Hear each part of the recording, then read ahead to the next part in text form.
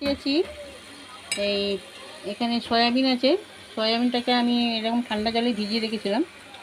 আর এতে আমি দুটো কাঁচা লঙ্কা দিয়েছি, ধনে পাতা কুচি দিয়েছি। এইখানে একটু পাউরুটি দেবো। আমি একটা সয়াবিন থেকে একটা রেসিপি তৈরি করতে আছি, কিন্তু এখন আমি নামটা বলবো না, রেসিপির এন্ডের নামটা বলবো।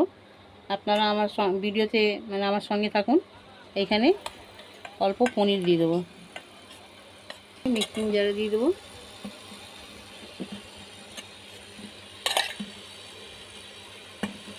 এইখানে আদা বাটা দেবো, ধনে গুঁড়ো দেবো, রসুন বাটা দেবো, সাদা গোলমরিচের গুঁড়ো দেবো।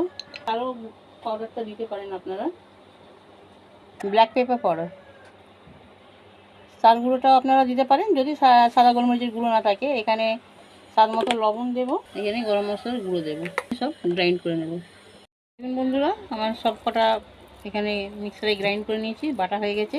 এবার সব উপকরণগুলো ভালো করে মিশিয়ে দিচ্ছি, দিয়ে এখানে আমি একটু করে পোষণ নিয়ে আর একটা কোপ্তার আকারে তৈরি করব। আপনারা যে কোনো শেপ দিতে পারেন, শিক কাবাবের শেপও দিতে পারেন, আবার কোপ্তারও শেপ দিতে পারেন। এখানে এরকম করে আমি সব কটা তৈরি করে নেব। আমার তৈরি হয়ে গেছে। এবার আমি একটা ননস্টিক কড়াতে রিফাইন অয়েল দিয়েছি। এখানে আমি কোপ্তাগুলোকে হালকা করে ভেজে নেব।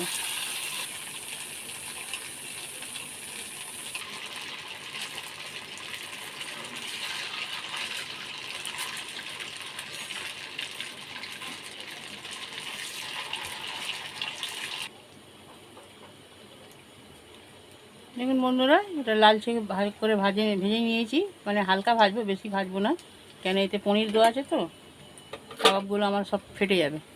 এবার আমি এখানে এরকম করে ভেজে নিলাম, এবার আমি তুলে নেব।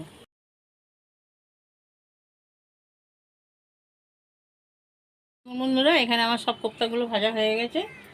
এই কোপ্তা ভাজার তেলটা আমি অন্য কড়াতে দিয়েছি। এখানে আমি 2 চামচ পেঁয়াজ বাটা দিয়ে দেবো, ছোটো চামচে 2 চামচ পেঁয়াজ বাটা দেবো। এর আমি এবারে গ্রেভিটা তৈরি করব। এখানে আমি কিছু মশলা অ্যাড করব।